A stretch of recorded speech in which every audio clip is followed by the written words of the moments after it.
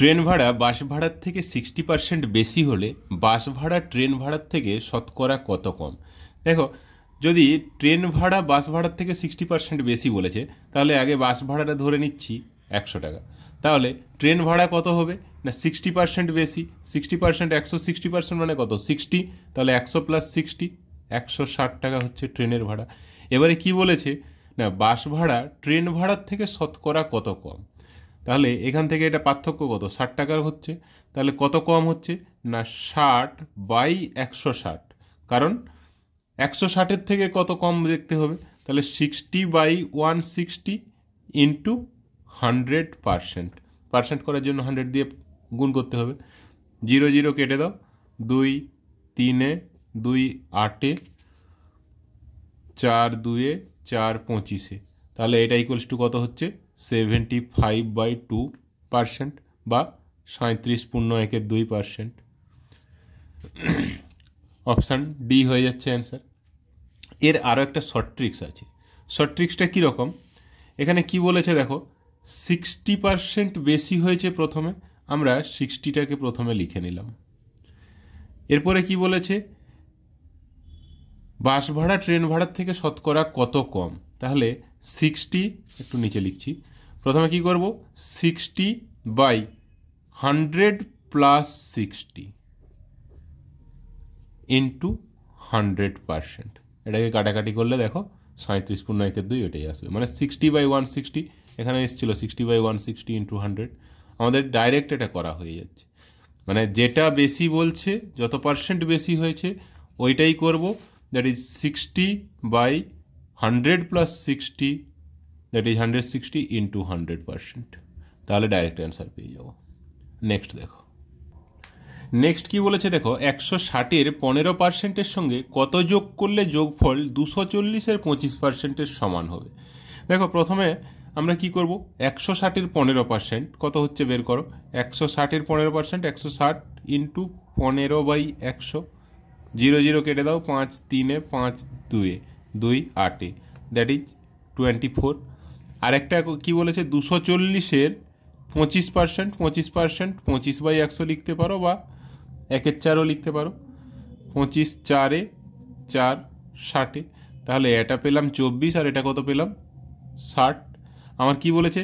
এই 24-এর সাথে কত যোগ করলে 60 হবে ওটা বের করতে হবে। তাহলে 60 - 24, that is 36 is the answer.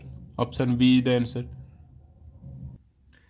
Next কি বলেছে দেখো, অরুণের আয় বরুণের থেকে 30% বেশি হলে বরুণের আয় অরুণের থেকে কত কম। ফার্স্টের অঙ্কটার মতো এটাকেও আমরা ডাইরেক্ট করতে পারি, যে 30/100 + 30, দ্যাট ইজ 130। এখানে বেশি বলেছে সেই জন্য 130 করছি, যদি কম বলতো তাহলে 100 - 30 করতাম।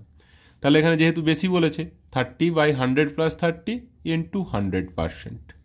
দেখো 0 0 কেটে যাচ্ছে, এটা ইকুয়ালস টু 300/13%, দ্যাট ইজ 13 2 26 4 0 13 3 39 23 দশমিক সামথিং হচ্ছে। 23 দশমিক সামথিং দেখো একটাই অপশানে আছে, তাহলে অপশান এ অ্যান্সার হয়ে যাবে 23.07। নেক্সট দেখো কি বলেছে, চিনির মূল্য 20% বাড়লে খরচ অপরিবর্তিত রাখতে দ্রব্যের ব্যবহার কত কমাতে হবে। এখানেও সেই আগের সিস্টেমে করব। 20% চিনির দাম বেড়ে গেছে, তাহলে 20 লিখলাম উপরে, নিচে 100 + 20, দ্যাট ইজ 120 ইন্টু 100, এত পার্সেন্ট কমাতে হবে। দ্যাট ইজ 20 6 2 3 2 50, দ্যাট ইজ 50/3, মানে 3 1 3 3 6 18 16.2 হচ্ছে। Option D is the answer. দেখো এখানে কোশ্চেনটা যেটা দেওয়া আছে, এক ব্যক্তির বেতন 20% বৃদ্ধি পেল, ওই ব্যক্তিকে পূর্বের বেতন দিতে হলে বর্তমান বৃদ্ধিপ্রাপ্ত বেতনের শতকরা কত হ্রাস করতে হবে। আগের যে কোশ্চেনটা, এই কোশ্চেনটা একই, শুধুমাত্র লেখাগুলো আলাদা। এখানেও সেই দেখো 20/100 + 20 120 into 100, that is 20 6 2 3 50/3, that is 16.23% হয়ে যাচ্ছে অ্যান্সার। অঙ্কটা আগেরটা এটা একই, জাস্ট ভাষাটা আলাদা।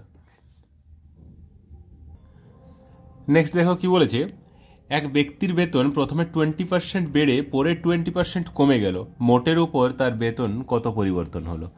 দেখো এই টাইপের যে কোশ্চেনগুলো থাকে, 20% বাড়লো 20% কমলো, X% বাড়লো আবার X% কমলো, X% পজিটিভ হয়ে গেল, X% নেগেটিভ হয়ে গেল, এই টাইপের যখন থাকবে, একবার বাড়লো X%, একবার কমলো X%, তাহলে কি করব, সবসময় আলটিমেট যে রেজাল্টটা হবে সবসময় x²/100 এত পার্সেন্ট সবসময় নেগেটিভ হয়ে যাবে, এখানে হ্রাস হবে, বা যেখানে কম কম হবে সবসময় কম হবে।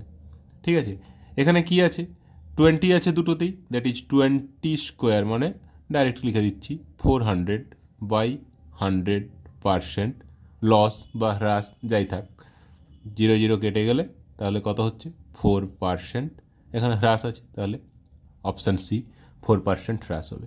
এখানে যদি বলতো আগে 15% বেড়েছে পরে 15% কমেছে, তখন 15² কত হচ্ছে 225/100, দ্যাট ইজ এত পার্সেন্ট, 2.25 এত পার্সেন্ট লস হয়ে যেত।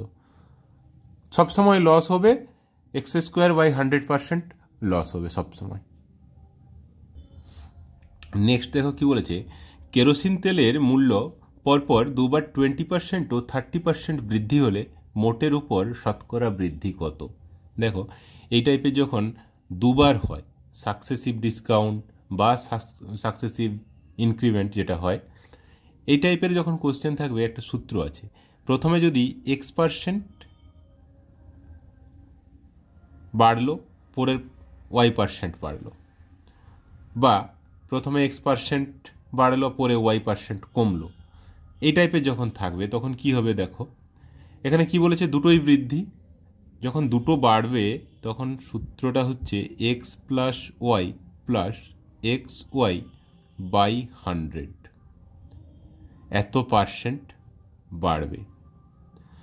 আর যদি একটা নেগেটিভ হয়ে যেত, একটা বাড়তো একটা কমতো, তখন কি করব, ওয়াইয়ের জায়গায় সব জায়গায় -y বসিয়ে দাও, তাহলে কি করবে x - y, এখানে -y বসিয়ে দিলে এটা মাইনাস হয়ে যাচ্ছে xy/100, x - y -xy/100, এটা পজিটিভ হলে বাড়বে আর যদি নেগেটিভ হয় তাহলে কমবে।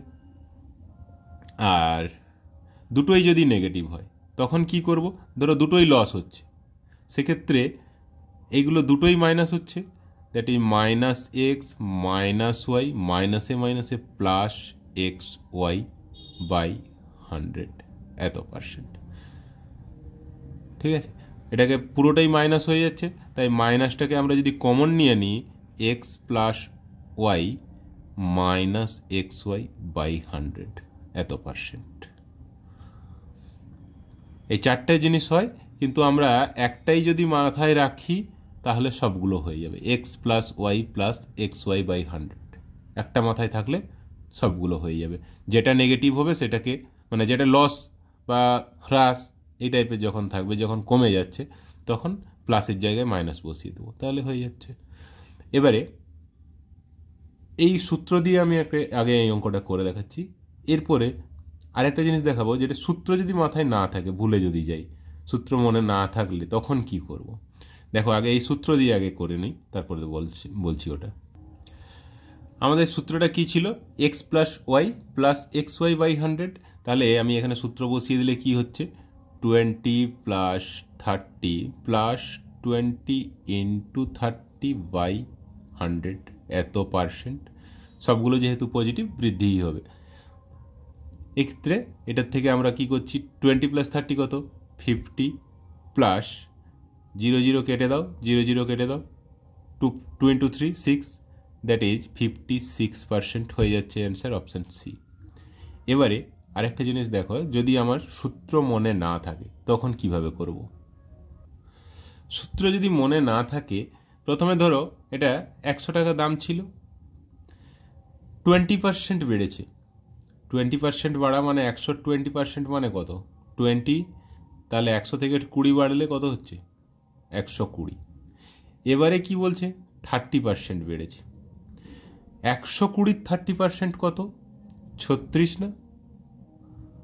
শুধু 0 0 বাদ দিয়ে বাকি দুটো সংখ্যাকে গুণ করে দিলেই তো আমরা পেয়ে যাচ্ছি 12 দিনে 36।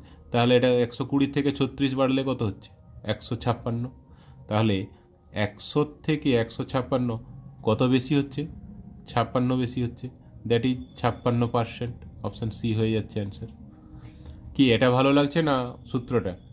যেটা ভালো লাগছে বলবে, তাহলে আমি ওইভাবেই প্রসেসে বেশি অঙ্ক করাবো।